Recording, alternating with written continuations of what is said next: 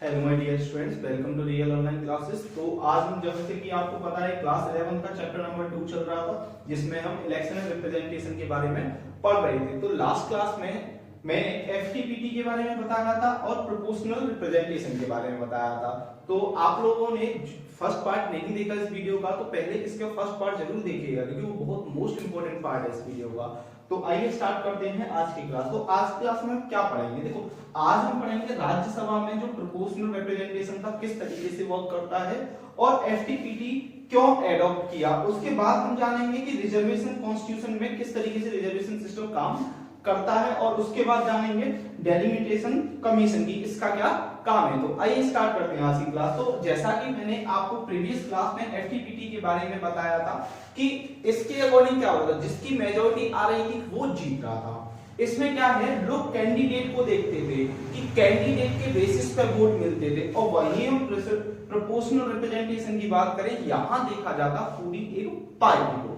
तो अगर हम राज्यसभा की बात करें इसमें, अगर राज्यसभा की बात करें इसमें, तो राज्यसभा में पहले हमारी सीट कितनी होती है जो इलेक्टेड होती है?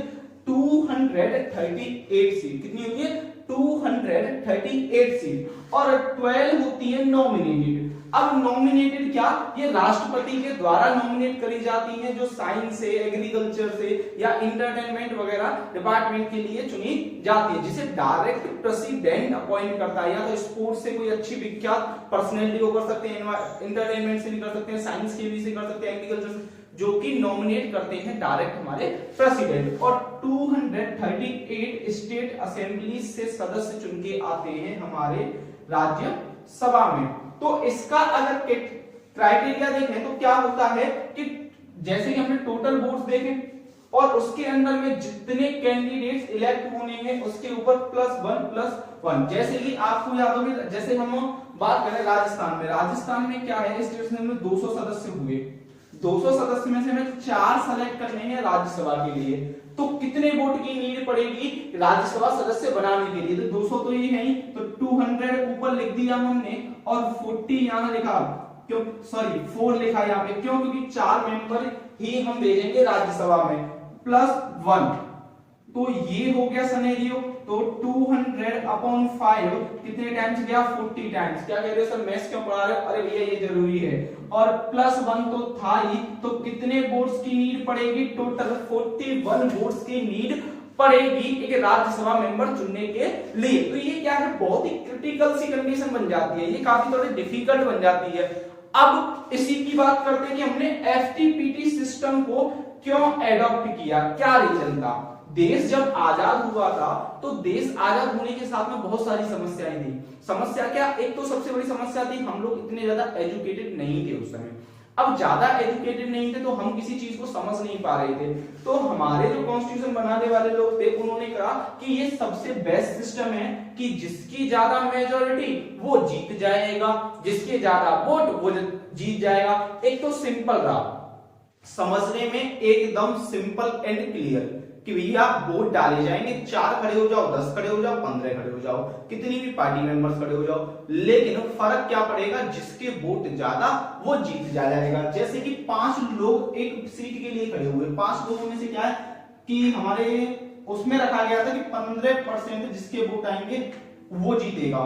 लेकिन क्या हुआ, 15 वोट जिसके आएंगे वो जीतेगा। लेकिन हुआ क्या, एक व्यक्ति को 7 वोट मिले, एक को 8 मिले, एक को 9 मिले, एक को 6 मिले, एक को 2 मिले।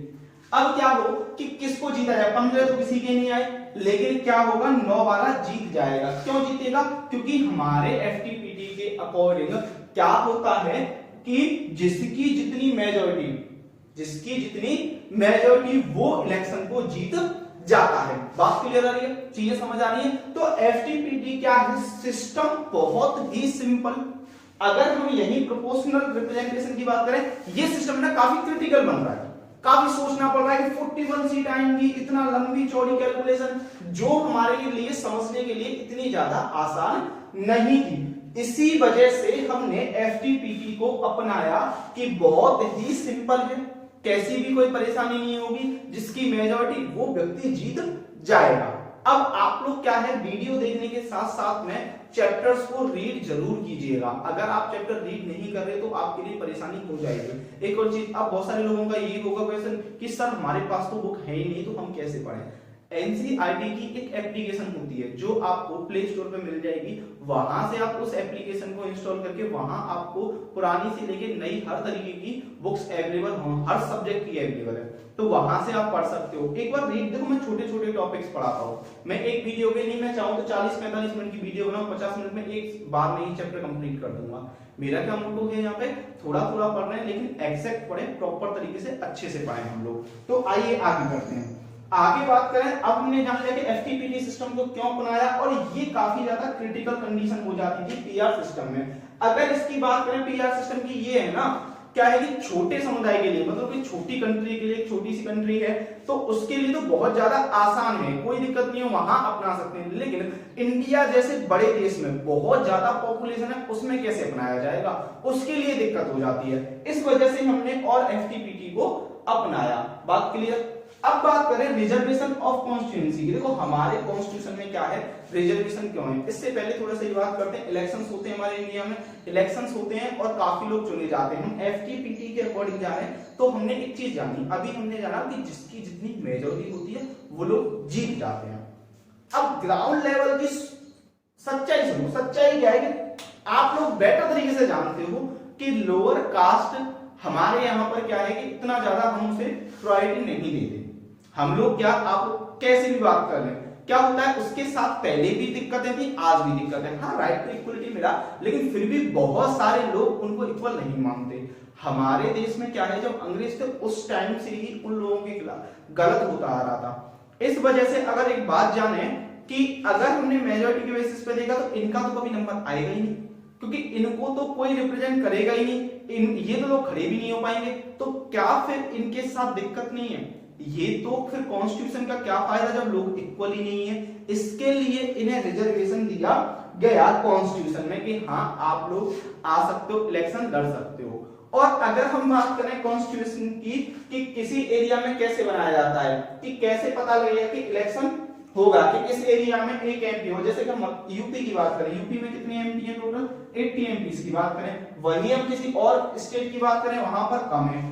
अब यहाँ एरिया के बेसिस पे नहीं देखा जाता एमपीज को, यहाँ पॉपुलेशन के बेसिस पे देखा जाता है कि कितने एरियाज को बांटा जाएगा। जैसे एरिया के बेसिस पे देखा जाता तो राजस्थान बड़ा हो जाता ना, फिर तो राजस्थान के एमपीज ज्यादा होते, लेकिन यूपी के 80 एमपीज हैं हमारे, कितने में से 543 में से टोटल 80 एमपीज तो सिर्फ हमारे यूपी से ही जाते हैं। क्यों, रीजन है पॉपुलेशन के बेसिस पे यहाँ पर डिसाइड किया गया।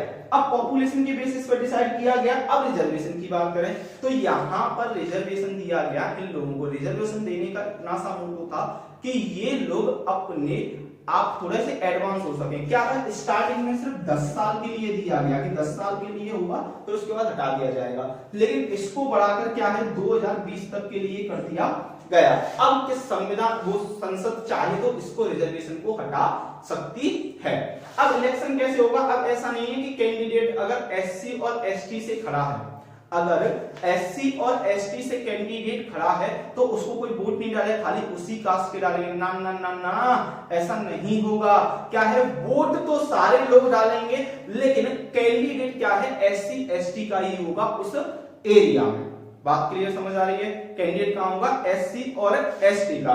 अगर हम इसी चीज को देखें तो क्या है कि यहां हमने पाया कि 84 सीट, कितनी 84 सीट एससी के लिए और एसटी के लिए 47 सीट हमारे यहाँ इंडिया में रिप्रेजेंट हैं आज भी। कितने लोग इस यहाँ पर लोकसभा में पहुंचेंगे एससी एसटी के, ये पॉपुलेशन के बेसिस पे डिसाइड की गई है कि इतनी पॉपुलेशन है इनकी, इनके बेसिस पे इतने लोग इनको रिप्रेजेंट कर सकते हैं लोकसभा में। बात क्लियर हुई है, चीजें समझ आ रही हैं। अब आगे बात करते हैं। मजा आ रहा है तो वीडियो को लाइक कर दिया करो, कहने का टाइम ना लगे, मजा आ रहा है तो वीडियो को लाइक कर दो। चलो आ जाओ आगे।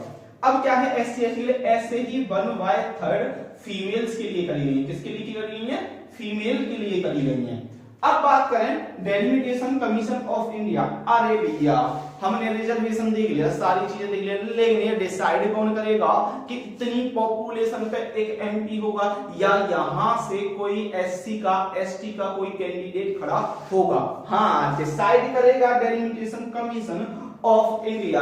क्या है? एक ऐसा कमीशन जो पॉपुलेशन, जब हमारी सेंसस होती है, जनगणना होती है, उसके बाद जो पॉपुलेशन बढ़ती है या घटती है, फिर जो व्यक्ति की बताया था कि यहां से इस एरिया को मिक्स कर दिया जाए या अलग कर दिया जाए, ये सारी चीजें हमारा डेलिमिटेशन कमीशन करता है। और इसको चुनता कौन है? इसको डायरेक्ट प्रेसिडेंट ही चुनता है, कि प्रेसिडेंट ही इस कमीशन को बनाता है और ये इलेक्शन कमीशन के साथ मिलकर काम करता है। जैसे कि हम बात करें, पहले क्या था कि 79 एससी की सीटें थी लोकसभा में, और इसकी एसटी की बात करें तो 41 सीटें, लेकिन आज की डेट में देखें 84 और 47। क्या है? डेलिमिटेशन कमीशन ने बनाया कि इनकी पॉपुलेशन ज्यादा हो गई है, जिसकी वजह से इनकी सीट भी बढ़नी चाहिए। ये क्या होता है कि संविधान में भी सीटें बढ़ा घटा सकता है, मतलब कि लोकसभा में सीटें बढ़ घट सकती हैं, किसके बेसिस पे? डेलिमिटेशन कमीशन के बेसिस पे ही सीटें बढ़ या घट सकती हैं।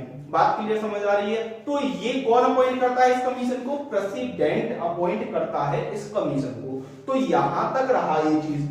अब क्या है, आप लोगों से एक क्वेश्चन पूछना चाह रहा हूं मैं कि आप लोगों के अकॉर्डिंग रिजर्वेशन जो है वो सही है या गलत है? हाँ, थोड़ा सा क्या है कि आप बहुत सारे लोग ये सोच रहे होंगे सर इस तरीके का क्वेश्चन क्यों पूछ रहे हो, नेक्स्ट वीडियो में बताओ क्यों पूछ रहा हूं। इसका रीजन है बहुत बड़ा, कि आप लोगों का पता लगे आप लोग किस स्तर से सोच रहे हो चीजों को। जब आप लोगों का ये पता लगे किस बेसिस पर सोच रहे हो, तो उसी हिसाब से हम और तरीके से बनाएंगे वीडियोस को, जिससे और अच्छे से पढ़ाएंगे। क्या है कि आप लोग बताना, अपना पॉइंट ऑफ व्यू जरूर बताना कि आपके अकॉर्डिंग रिजर्वेशन क्या सही है या गलत है। सही है तो क्यों है, और गलत है तो क्यों है, उसका रीजन फिर मैं बताऊंगा आपको। सही है या गलत है, दोनों पॉइंट्स पे हम डिस्कस करेंगे नेक्स्ट क्लास में। तो आज की क्लास में इतना ही हमने छोटा सा टॉपिक पढ़ा है, ज्यादा नहीं पढ़ा है। हम नेक्स्ट क्लास में इलेक्शन कमीशन वगैरह के बारे में जानेंगे। तो मिलते हैं नेक्स्ट क्लास में नेक्स्ट टॉपिक के साथ। तब तक के लिए bye bye and take care.